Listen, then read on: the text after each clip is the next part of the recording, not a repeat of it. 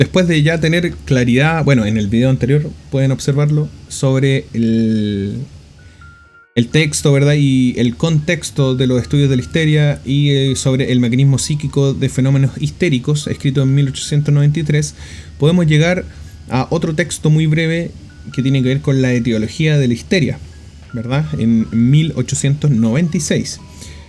Bueno, aquí se propone lo siguiente. Teniendo claridad de lo que ocurría, ¿verdad?, en la histeria, estas mujeres que presentaban parálisis corporales y que después Freud va entendiendo que hay una lógica y un sustrato que es psíquico y no siempre mecánico o biológico en lo que les ocurre actualmente como síntoma. En este caso no poder mover una parte del cuerpo, sino que también hay otro tipo de vivencias traumáticas que pueden tener un vínculo con lo que ahora les pasa como síntoma en la actualidad. Algo que en su momento, cuando lo vivieron mucho tiempo antes, no fue descargado. No lloraron, no gritaron, no pelearon, no ofendieron en el momento, en el fondo, como para liberarse, y eso quedó guardado. Ocurría entonces que la terapia emerge, la terapia psicoanalítica, como esta posibilidad de la cura a través del habla, en la cual podrían abreaccionar estos montos de energía psíquica o de suma de excitación que vivieron en ese entonces, pero a través de la terapia psicoanalítica en la asociación libre, es decir, a través de hablar. De esta manera, teniendo claro esta introducción, que existen recuerdos traumáticos de lo que se vivió en su momento y que generó un aumento de energía psíquica en ese entonces que no se descargó, podemos ver que Freud propone que hay dos condiciones para los recuerdos traumáticos. Uno es la idoneidad determinadora, que tiene que ver con que una sensación debe estar relacionada al recuerdo traumático, y segundo, la fuerza traumática, que esta vivencia debe estar relacionada con estar cerca de la muerte. Un ejemplo podría ser una persona que vomita, un vómito histérico, es decir, un vómito que no tiene causas biológicas ni físicas en la actualidad, o sea, simplemente vomita. Y que este paciente refiriera que recuerda cuando estaba estudiando filosofía cada vez que vomita. Pero eso no tiene ninguna relación ni cumple con las condiciones que hablábamos antes, ¿verdad? Con la idoneidad determinadora y con la fuerza traumática. O sea, ¿por qué estar estudiando filosofía a ti te podría generar un vómito? No podemos hacer una ligación en ese momento. Pero si el paciente llegase a recordar que mientras estudiaba filosofía caminando por el Parque de los Reyes, vio a un cadáver, a una persona muerta y putrefacta, en ese momento sí cumpliría con las condiciones que hablamos, idoneidad determinadora y fuerza traumática, y tendría un vínculo directo con el síntoma histérico de vomitar. Este sería un buen ejemplo. Ahora, en cuanto a la etiología de la histeria, sin importar cuál sea el síntoma histérico, Freud dice que siempre se llega a vivencias sexuales que remiten a la infancia, algo que nosotros vivimos cuando éramos niños, y que luego, por la acumulación o por lo que refiere Freud como cooperación de recuerdos, hace surgir nuevamente un recuerdo original, es decir, el que se vivió en la infancia, ligado a la vivencia sexual en ese entonces, cuando éramos niños. Estas vivencias de la niñez no son traumáticas o displacenteras cuando las vivimos. Ojo con eso, es un buen punto. Pero estas son reelaboradas o resignificadas en la pubertad o adolescencia junto con el despertar sexual de los seres humanos. Y es ahí donde se tornan traumáticas, al darle un nuevo simbolismo o significado a lo sexual. Y al recordar que cuando éramos niños vivimos algo de eso, ocurre un mecanismo de defensa que es la represión. Es decir, es mejor se olvida o se envía al inconsciente eso que ocurrió cuando éramos niños. Entonces, ocurre que por vivencias actuales, o en este caso en la pubertad o adolescencia, despierta una vivencia anterior o inicial, infantil, que no había sido displacentera en ese entonces. Ese es el punto de la atemporalidad o de vivir el trauma en dos tiempos, en la infancia y en la adolescencia. Como les decía, algo que sea traumático, o sea, en el fondo no era traumático cuando uno era niño, solo fue una vivencia. Ahora sí tiene un carácter traumático al vincularlo con la comprensión de la sexualidad en la pubertad y la adolescencia y con el carácter sexual que tuvo esa vivencia en la infancia.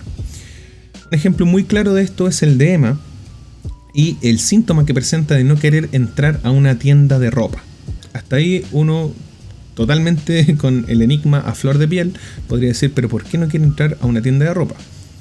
Ocurre que Emma en la pubertad ingresa a una tienda y hay dos hombres que se ríen a carcajadas de su vestido. Pero no es solo eso, sino que también ella logra escuchar que uno de ellos refiere que les gustó en términos sexuales cómo se ve su vestido en ella. Eso sí, podríamos pensar que es algo que molesta, ¿verdad? Que es derechamente un acoso horrible y que podría generarte un malestar, pero de ahí a que no quieras entrar a ninguna tienda, también tendría que haber algo más. Y esto ocurrió en la pubertad o adolescencia. Y siguiendo esta lógica de vivir el trauma en dos tiempos, tendríamos que buscar en la infancia qué podría haber ocurrido y que tenga relación con esto. Entonces, lo que ocurría aquí es que Emma en la infancia ingresó a una tienda de ropa, y un hombre le tocó sus genitales por encima de su ropa, y después de eso se rió a carcajadas. Entonces, en ese momento, para ella no significó algo traumático, displacentero, porque probablemente siendo tan pequeña en la infancia, siendo niña, que le toquen los genitales podría haber tenido el mismo significado que le toquen un dedo, que le aprieten una oreja. Pero en el despertar sexual de la pubertad sí tiene otro significado, sí tiene otro simbolismo, por supuesto, que te toquen los genitales. Y en la pubertad, al volver a vivir esta situación de entrar a una tienda y ver que hay hombres que se ríen a carcajadas y que además uno de ellos dice que les gusta sexualmente cómo se ve el vestido, hay una ligación o un trauma en dos tiempos entre la infancia, la adolescencia y lo que después genera el síntoma de no querer entrar a ninguna tienda de ropa. Entonces, tenemos que pensar que al ser puber y con el despertar sexual se puede resignificar o resimbolizar lo que ocurrió en la infancia, cuando en ese entonces no se podía comprender en su totalidad lo sexual, y ahora sí cobra un sentido traumático al comprenderlo, y esto tiene un efecto displacentero. De esta manera se reprime la vivencia infantil inicial, pero que luego se despierta por la vivencia con plena conciencia en la pubertad de lo sexual. Esto se convierte en algo traumático y aflora un síntoma en el fondo en la actualidad que, como les decía en el ejemplo, queda muy claro: ya no querría entrar nuevamente a una tienda de ropa.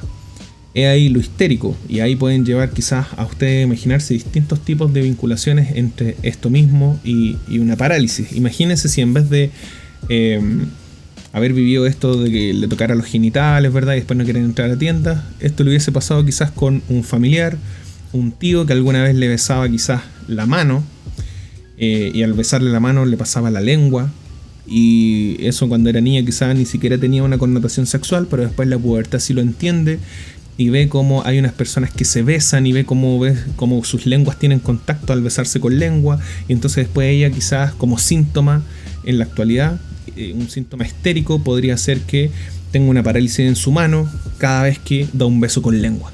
Y ahí ustedes en el fondo podrían elaborar toda esta lógica, ¿verdad?, o esta tríada entre la vivencia sexual infantil no traumática, el despertar sexual en la pubertad o adolescencia, donde hay una resignificación de lo sexual y genera que el recuerdo de la vivencia infantil sexual sea traumática, por ende se reprime, pero ¿cómo se manifiesta eso que quedó olvidado? A través de un síntoma actual. Entonces ahí tendrían la vivencia sexual infantil no traumática, la comprensión en la pubertad o adolescencia de lo sexual y el síntoma histérico en la actualidad. Ahora, hay un punto muy importante que tiene que ver con el paso de la etiología de la histeria como texto a otro texto que es la sexualidad en la etiología de la neurosis. Ya este es escrito en 1898. Recordemos que si pudiésemos hacer como un recorrido sería el texto sobre el mecanismo psíquico de fenómenos histéricos en 1893. Después vendría el que vimos recientemente, que es la etiología de la histeria en 1896, y ahora tendríamos la sexualidad en la etiología de la neurosis en 1898. Esto debemos comprenderlo como texto, como una enmienda o quizá una corrección, entre comillas, de que la sexualidad se constituye a partir de la fantasía y no necesariamente a través de la vivencia infantil. Porque recordemos nuevamente que entre 1895 y 96 Freud se separa de Charcot y Breuer y hace un recorrido sobre la importancia del factor sexual para la etiología. Recordemos que la etiología es el estudio de las causas de los síntomas, ojo. Eso quiere decir lo etiológico, es buscar las causas que generan algo, en este caso a través de la manifestación sintomática de la histeria. Y en este caso, Freud hace un recorrido en la importancia del factor sexual para la etiología de la neurosis y afirma que la misma ha modificado su curso. Postula la caída del elemento traumático, un factor, digamos, accidental o espontáneo, y sustituye los traumas sexuales infantiles, que estábamos hablando hace un rato en el otro texto, por el infantilismo de la sexualidad. ¿Quiere decir todo esto? Bueno, Freud observa que también parecía establecida fuera de toda duda la importancia de las vivencias sexuales para la etiología de la psiconeurosis, tanto afirmando que Charcot en la histeria traumática y Breuer en la histeria común no traumática, donde también se observa una etiología, ¿verdad?, una causa psíquica traumática que deriva en síntomas histéricos actualmente provenientes de vivencias sexuales infantiles. ¿Recuerdan ahí el ejemplo de Emma? Entonces se observa que los neuróticos, o bueno, la neurastenia, la psiconeurosis, ¿verdad?, lo histérico, presentan gruesas perturbaciones en la vida sexual y por eso se otorga una posición privilegiada o de atención, ¿verdad?, de foco dentro de la etiología de la neurosis a lo sexual, por supuesto.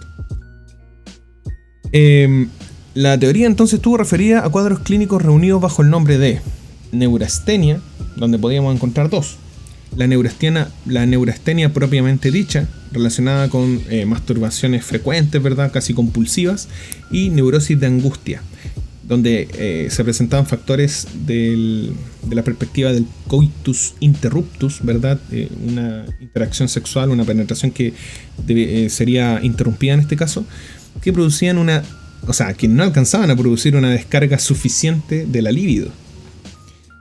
Freud nota entonces que en una vida sexual común y corriente, normal, ¿verdad?, la neurosis es imposible y que existe un número muy elevado de situaciones o eventos, de casos en que la seducción por adultos u otros niños hacia nosotros cuando éramos infantes desempeña un rol importante en la historia infantil y plantea también, en este caso, a diferencia de la teología de la histeria, que existe la fantasía infantil. ¿Y esto qué quiere decir? Que hay invenciones de recuerdos con los que el niño intenta defenderse del recuerdo de la práctica sexual, como por ejemplo una masturbación infantil. Aquí, bueno, de lo que yo recuerdo haber estudiado, no necesariamente una masturbación infantil tiene que ver con lo mecánico de masturbarse, por ejemplo, en el caso de un humano que tiene pene. No es lo mismo, no podemos comprender de la misma manera la masturbación adulta de la masturbación en el fondo infantil. No es el mismo movimiento, no es la misma mecánica. Acá, por ejemplo, podría ser un niño, un humano que tiene pene cuando es niño y que mueve su pene con sus dedos, lo presiona, lo aprieta, juega con él, qué sé yo. Pero hay una fantasía infantil de inventar recuerdos donde uno se defendería, ¿verdad?, de este recuerdo de haber practicado algo sexual.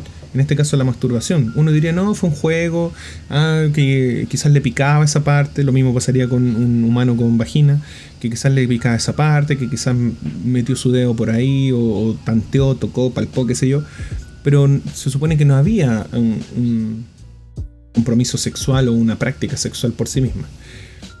Entonces, con este nuevo aporte, lo que quiere decir la fantasía infantil, que sería una defensa, ¿verdad?, al inventar recuerdos para protegernos para protegernos del recuerdo de haber practicado algo sexual, como la masturbación, caería el elemento traumático de lo que el mismo Freud en el fondo aquí enmienda. Y queda en pie la práctica sexual infantil espontánea o provocada y marca la dirección que seguirá la vida tras la madurez. Freud entonces afirma que los síntomas histéricos ya no aparecen como recuerdos o vivencias actuales directas de los recuerdos reprimidos de vivencias sexuales infantiles, sino que entre los síntomas y las impresiones infantiles se intercalan las fantasías, es decir, estas invenciones de recuerdos casi siempre producidos en la pubertad. Entonces Freud va a afirmar que la etiología de la psiconeurosis se continúa apoyando en dos puntos: la sexualidad y el infantilismo, y que los síntomas más complejos se revelan como las figuraciones convertidas de fantasías que tienen por contenido una situación sexual.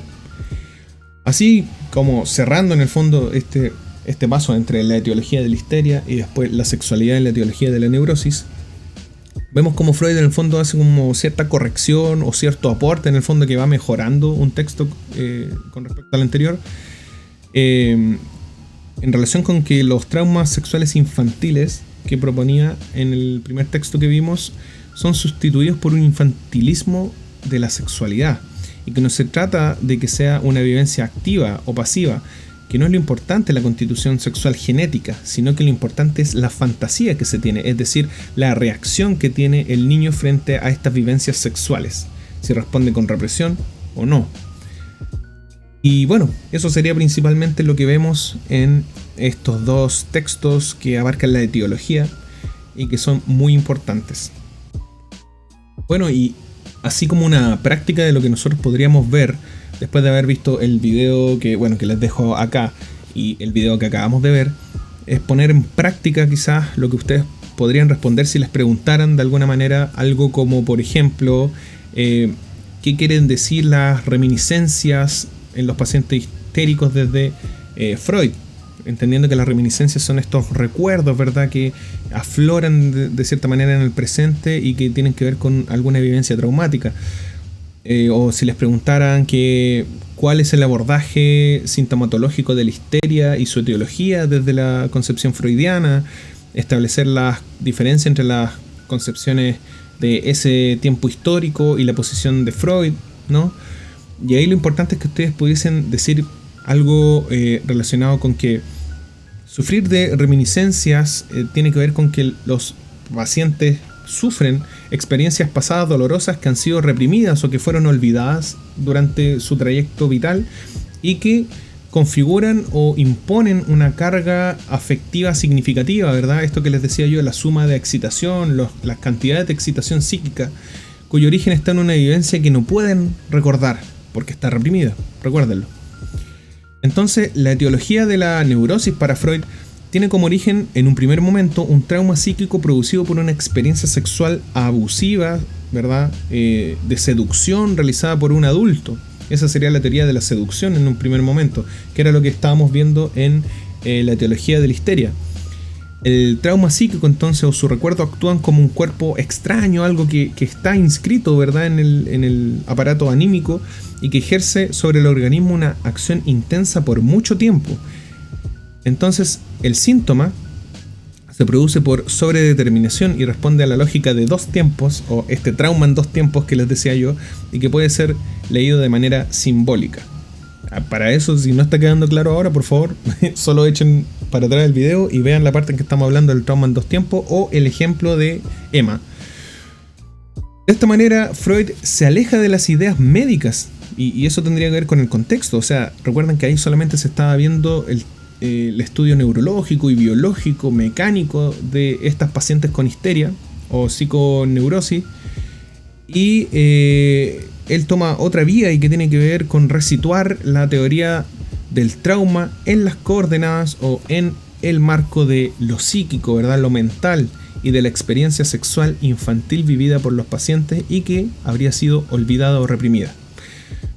Su primer modelo de abordaje fue la hipnosis, por supuesto, buscando un método sugestivo y catártico, buscando el recuerdo y la abreacción del afecto en relación con la representación o el pensamiento o el recuerdo reprimido que lo origina, y posteriormente crea el método analítico de la asociación libre y de trabajar con resistencia a través de hablar de todo sin parar y que cualquier cosa que se venga a la mente se diga. Así se abandona la teoría de la seducción, ¿verdad?, en la sexualidad, y dando paso a una concepción de la vida psíquica gobernada por la fantasía, donde no olviden que el cambio entre la etiología de la histeria y la sexualidad en la etiología de la neurosis tiene que ver con que en una hay una vivencia traumática sexual infantil, pero acá se considera que también hay invenciones de recuerdos, ¿verdad?, a través de la fantasía sexual infantil. Ahora bien, solo para hacer un nexo, además de lo que hemos hablado de textos como los que vimos relacionados con la histeria, ¿verdad?, sobre el mecanismo psíquico de fenómenos histéricos, la etiología de la histeria y la sexualidad en la etiología de la neurosis, también podemos hacer una relación, un vínculo con lo que vendría después la teoría psicoanalítica como la interpretación de los sueños.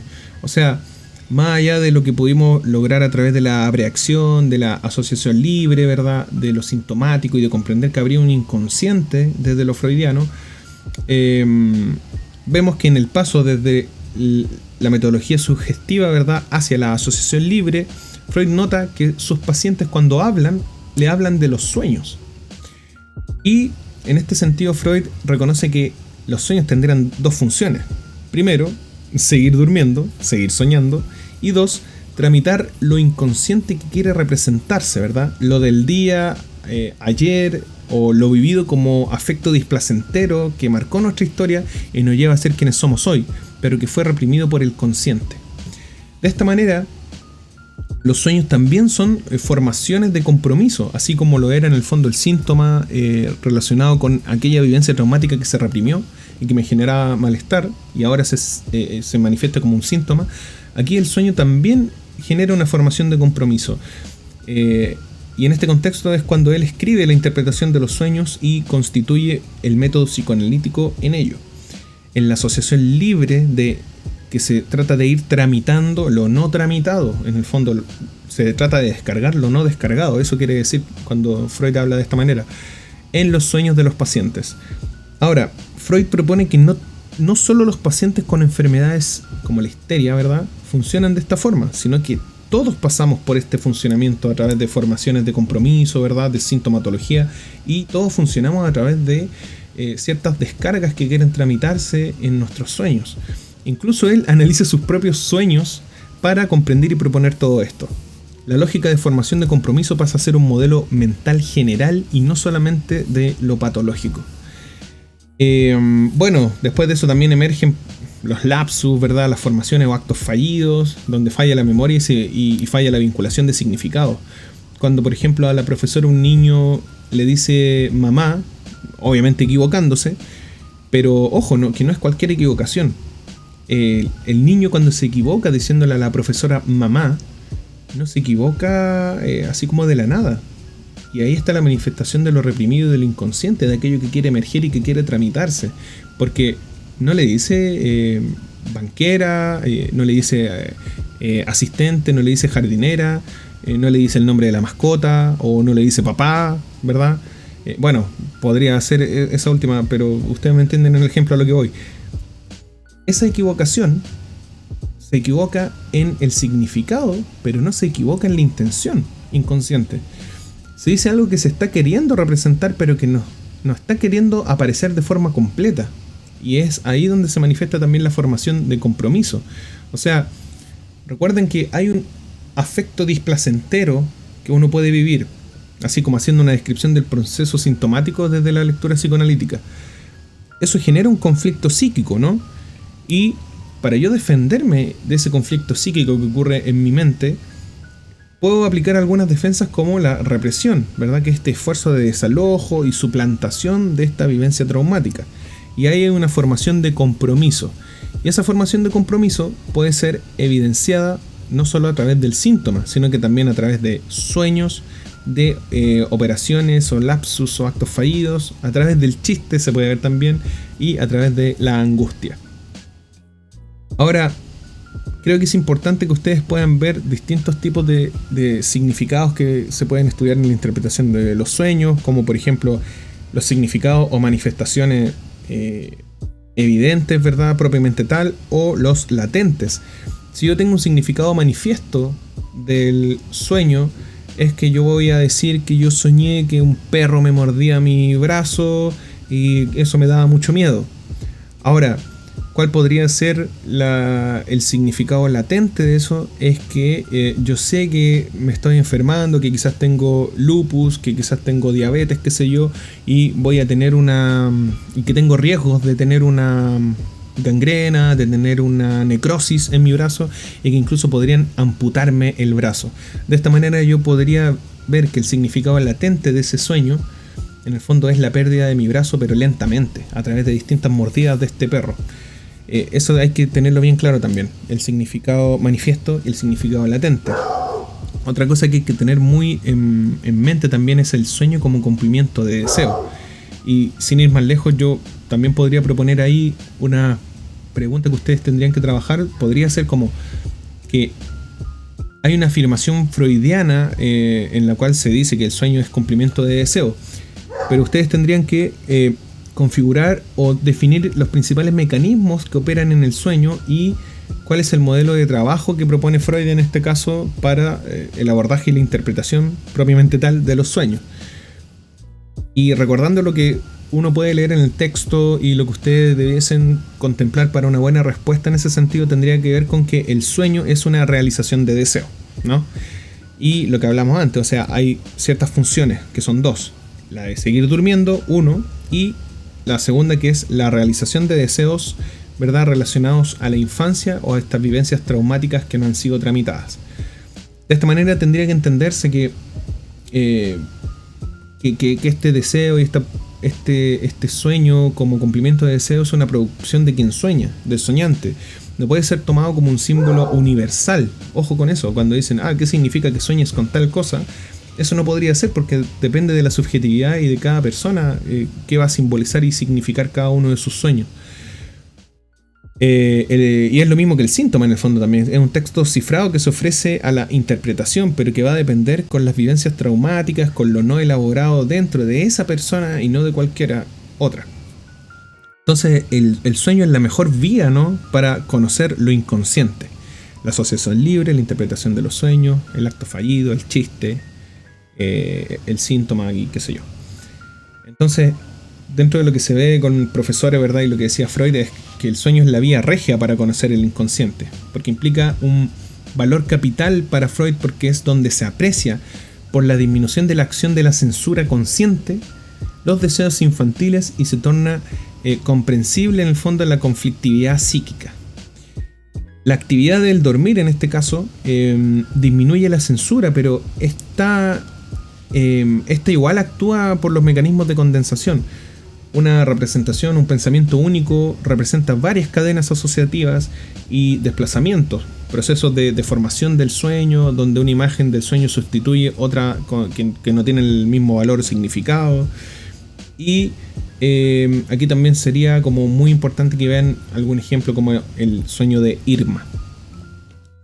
Y el modelo que propone Freud, por supuesto que tiene que ver igualmente que con los síntomas, es invitar al paciente a asociar libremente, a hablar sin censura y desde ahí interpretar lo que soñó. Entonces aquí hay que suspender la crítica por parte del mismo paciente, ¿verdad? Porque en el fondo el analista lo que más va a hacer es escuchar y por lo tanto de las representaciones meta, de que aunque hay algo imposible en eso, ¿verdad? Trabajar el sueño por fragmentos, abrir series asociativas, desintegrarlo, analizarlo e ir resignificando cada una de las cosas que ocurrió, recordando que no nos podemos quedar solo con el significado manifiesto, sino que hay que ir hacia el significado latente y vincularlo siempre con la biografía o con las vivencias traumáticas que puede haber vivido el paciente en este caso, y sobre todo en la sexualidad infantil. Interpretar en el fondo para relacionar los contenidos manifiestos con los contenidos latentes del sueño. Eso va a ser lo más importante. Bueno, y lo último que podrían ustedes considerar para tener muy claro, si están estudiando la interpretación de los sueños sobre todo, es tener en vista el modelo del aparato psíquico que se establece por Freud en la primera tópica, que es lo que ustedes estarían viendo si me imagino que están estudiando estos textos. Y aquí hay que tener claro, bueno, las tres instancias, o sea, de este modelo del aparato psíquico. Las instancias son conocidas como consciente, preconsciente e inconsciente, siendo el primero, el consciente, en un sentido descriptivo, ¿verdad?, la cualidad momentánea que caracteriza las percepciones externas e internas dentro del conjunto de los fenómenos psíquicos. La función de evocar, de traer nuevamente, ¿verdad?, no se inscribe ninguna huella anémica duradera en este caso. Respeta las leyes lógicas y cronológicas de la temporalidad. O sea, el consciente es como lo más real, podríamos decir, o lo más presente quizás. Después tendríamos que considerar lo que significa el preconsciente como instancia psíquica. Y como adjetivo califica las operaciones y los contenidos del sistema, los que no están presentes en la conciencia, pero que son susceptibles de estarlo. O sea, es como que va filtrando un poco. son contenidos inconscientes en el sentido descriptivo, es decir, conocimiento y recuerdos no actualizados, que pueden estar en el fondo incluso reprimidos, pero se separa del inconsciente por la censura, la cual no permite que los contenidos accedan a la conciencia sin transformación. Se rige por el proceso secundario en este caso, que eso es parte de lo que tienen que estudiar mucho igual. Y finalmente el inconsciente, que está constituido por contenidos reprimidos, a los que ha sido rehusado el acceso al sistema preconsciente y consciente por acción de la represión en este caso. Los contenidos del inconsciente se relacionan con deseos infantiles, propiedades, que no hay principio de negación-contradicción, A y no A es verdadero en el inconsciente, o sea, acá no se sigue la lógica ni nada, ni la temporalidad como lo vimos en el consciente, y que en el inconsciente la energía está libre para cualquier parte, no está fijada. Acá rige el principio del placer y el proceso primario de condensación y de esto, que como ya dije, el inconsciente es atemporal. Bueno, espero que con eso les pueda ir un poco mejor con lo que ustedes tienen que estudiar ahora. Y nada, pues a seguir estudiando los textos, a seguir haciendo consultas. Tienen mi correo y ahí me pueden escribir en el fondo para ver dónde pueden profundizar, qué cosas quizás no tienen claras. Pero en realidad eso es como un resumen bastante sintético de lo que ustedes podrían tener. Pero pongan mucho ojo en esos ejemplos que les doy para poder estudiar y lo que debiesen o idealmente podrían responder.